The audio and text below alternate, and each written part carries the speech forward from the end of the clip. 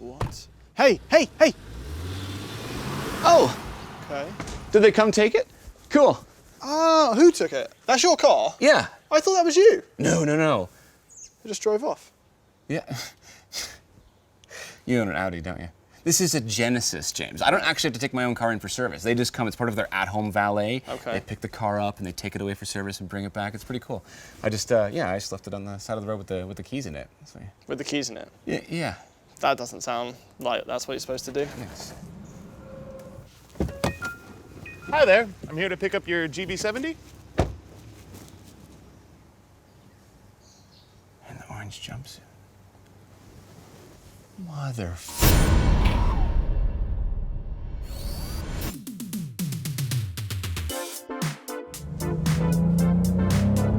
You're watching Throttle House. I'm Thomas.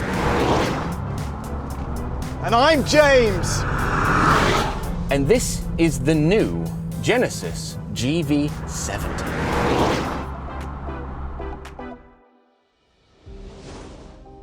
The newest, sleekest, most crossover-y thing from Genesis. A brand that continues to impress us, somewhat to their detriment, because every new model we get into, our expectations rise. They no longer feel like an underdog, so they don't get a free pass anymore. Especially since this GV70, while it started at under 50 grand Canadian, is nearing $70,000 as spec'd, a not insignificant sum of money for a vehicle surrounded by German giants. So does it match up? Let's find out. If you're new to Throttle House, we do car reviews, track tests, and quite a lot of messing around. So subscribe and hit the bell. Okay, let's find something out, because in Genesis's language, this is towards the athletic side rather than the elegant side. So if it drives even 75% as well as a normal G70, and yet has this interior and the space and the other stuff that we're going to talk about in a minute, it could be a huge win. Because with the GV70, Genesis is trying to sweep the leg of the Audi Q5, the BMW X3, and the Mercedes GLC. And that's difficult. That's a stout German leg. In order to do that, the first ingredient of the recipe has to be the engine. And in this case, this one has a 3.5 liter twin turbo V6. Well, actually, looking at it now, there's two twin turbos, apparently. There's a quad turbo. It's moving up in the world, Genesis. Okay, it is actually a twin turbo V6, but it puts out 375 horsepower and 391 pound-feet of torque. And Genesis have seen fit to give this launch control. So I think it's pretty much our duty to figure out what this can actually do, because it does undercut the X3 M40i by quite a few grand.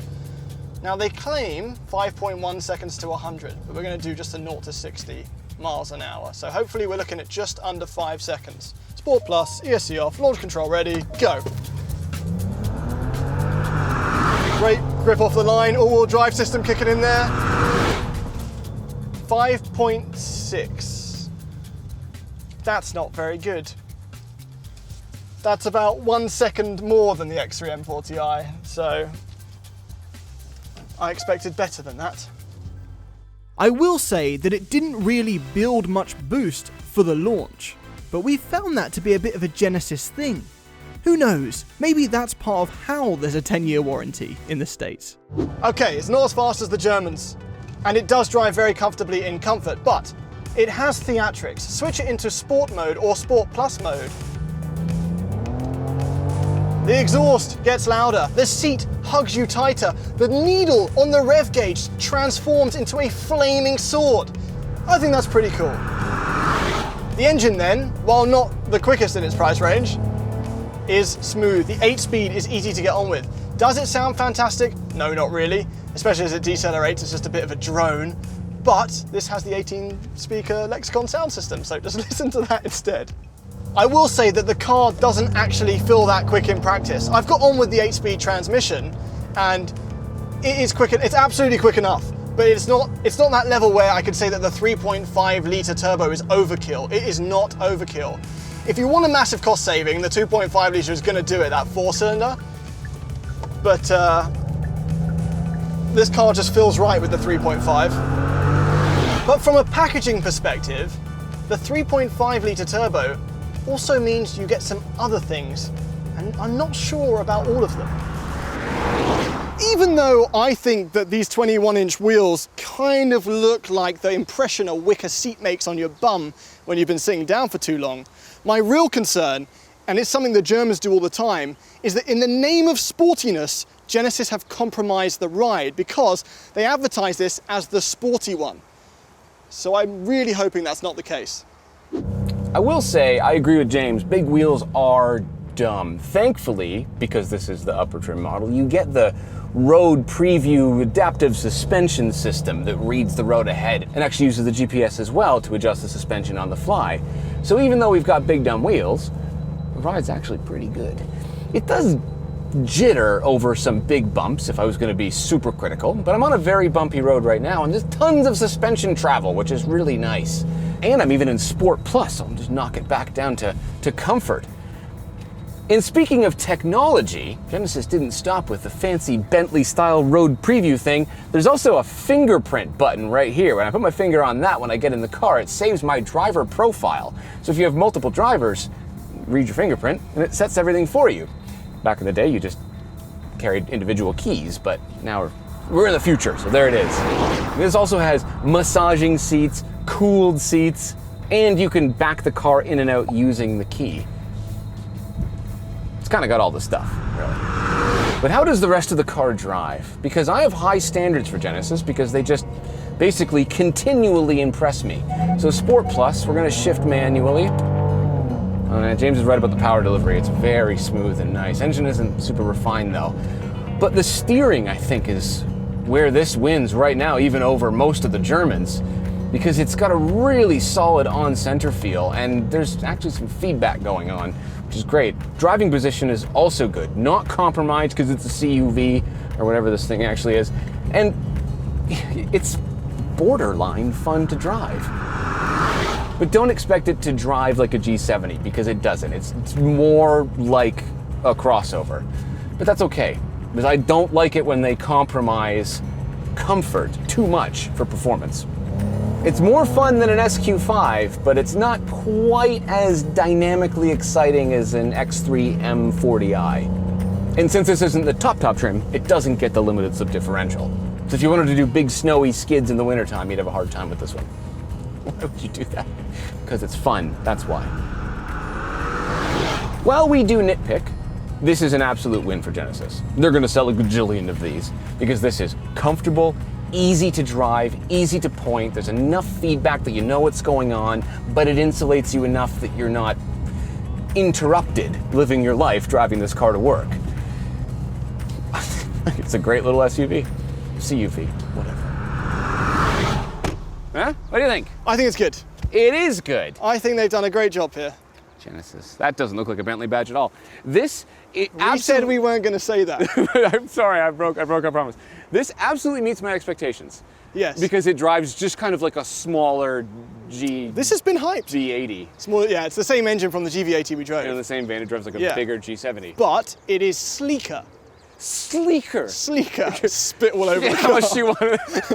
It's already metallic, I just added some flake. Yeah.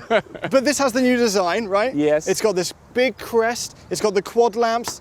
People are a bit split on that. Yeah. They're a bit split on it. I knew you were going with that. Wasn't planned. I knew you were going with it. But this is the Sport. Yeah. It's got the Sport appearance package, which I Yeah. think comes standard on the 3.5 turbo, don't quote me. Okay. Which means that this is not bright chrome, it's dark chrome. It's Spider-Man when he becomes bad. So this is the symbiote. This is the symbiote Okay. chrome, and there's also the other places like the window trim, which is bright chrome, is now dark. It's got This is dark chrome, is it?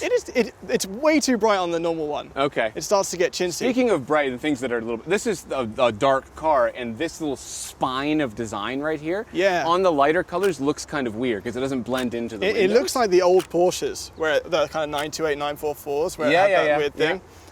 But we also have the unique wheels. That's a great word for them. That's what we'll call them. We're not allowed to use the word that they're actually. No, you know what? I made fun of them before. Yes. In motion, they kind of make this really, they look really cool. In motion. In motion. They look fine. I don't Okay. actually have a problem with them at all. I mean, they just look like a blur in motion. No. They do like a cool thing. Okay. Hopefully we got a clip, otherwise I'm totally wrong. But yeah, no, they look good, I think. This is actually it's a lot smaller than it looks in pictures, which is nice. That's what I Yeah. wanted. Yeah. This is because the GV80 is a great size SUV. This is more like wagon-esque than. It's got some slope to the back though, right? Well, it is the coupe. It's got the parabolic line flowing down to the back. Parabolic. Did If I had you to get that come from the up- press release? I can't read. Also, because this is the sport pack, we Yeah. got the big circular exhaust. There's a body colored diffuser, which because this is black, is just black. I'm not sure how I feel about those exhausts. No? I don't know, because they've got the weird like patterning and stuff around them, honestly. You know what my favorite thing is though? In the rear? What's that? The brake light. Ooh, the brake light is so cool. I It's saw like it from thin, behind. it's like a Batman Yeah, it's like kind this of. like really like razor edge type of thing. How are we doing on boot space? This is fine. It's fine. Right? It's fine. Yeah, It's in the seats fold. It's slightly compromised because Yeah. of the coupe line, so it's not as deep. But it's pretty big. I yeah. mean, And you said the seats go flat, right? seats go flat. Yeah. No, this is a win, like in terms of design and driving. I mean, We haven't even got to the most exciting bit yet, no, it's the interior. Yeah. which they nailed. They did. Ovals! Beautiful. Yeah, it really is. Really beautiful. Move me up there. I didn't even want that. Ovals everywhere. It was actually ellipses. Elliptical ellipses. Ellipses. I think it's more oval than ellipses. Cool. So I'm just going to point out one or two things that I don't like. Yeah. Get that out of the way. Sure. Right? First of all, I complained about this in the G80. It is still a thing. You've got two dials here that do very fundamentally different things for the car. One of them Yes. controls the infotainment. One of them will slam you into neutral on the highway. I thought you were being a fool, and I experienced it the opposite way. Yeah. So I went to put it into drive, and I just scrolled across the menus. Yeah, you put it in drive and you accidentally, Yeah, turned especially- it into quiet mode. Yeah, exactly. Especially getting out of the new G70 that has the normal shifter. Normal shifter, But yeah. the new G70 does not benefit from this redesigned interior, which This is, see, when the new the updated G70 came out, we were hoping it was gonna get this, right? But it didn't. I knew it wasn't. Oh, did you? I knew it wasn't, Did you? yeah. Okay. It did get that gauge cluster though. It did. So this is the penultimate trim. The trim above this, which is actually like 75 Canadian, which is really getting up there, Oh, that's pricey. Yeah. has the 3D cluster, the same digital cluster that we had in the GV80. In the GV80. You don't like this gauge cluster very much. It's I fine. don't mind it. It's fine. Honestly, It's it is just- weirdly half digital. I'll say You that. just get to a certain price point, and I expect it to at least be just uniform in some way. I almost wish that it wasn't half digital. I wish that it was just two of those because it's a good-looking little cluster thing. Yeah, there, right now it's just a cyborg. Well, right now it's nothing to me. All I can see is the reflection of the sun. Now this steering wheel is Lovely. lovely because it's not the oval one. Actually, I don't So mind. you- Ellipsis. You still get the two-spoke Yes. if you don't have the sport package, I believe. The Right. 3.5. Looking at 3.5, I think it comes with this wheel. And this is a great looking wheel. It's And also we just chunky. got out of the ID4. Yeah. And the ID4 had buttons that looked like these that were capacitive Yes. touch. This isn't, and it's so much better. It's just click, That's click. not the only place this is a little bit more intuitive than the ID4. They're everywhere. It's everywhere. Yeah, it's Well, literally everywhere. Apparently, this is Genesis practicing. You have to look it up, don't you? No, I don't. It's right. It's tip of the tongue. Is it tip of the tongue? The beauty of white space. Beauty of wide space? White space. White. Yes. This is they've- red. It is red. It is red. I think it's So more of a what does metaphorical. that mean? Metaphorical? I don't know. What happens in the white space? I don't know. But there's some cool design choices here. We've got Okay. this silver line going all the way Yeah. around. Even this is really easy to use. The phone It just goes sloomp. slips in there. Done. Close Charging. That. It doesn't have wireless CarPlay though. And I would say that this design lends to wireless CarPlay because it charges. Well, kind of. I mean, you can put a little bit tiny cable Yeah, you do a there, little right? cable there.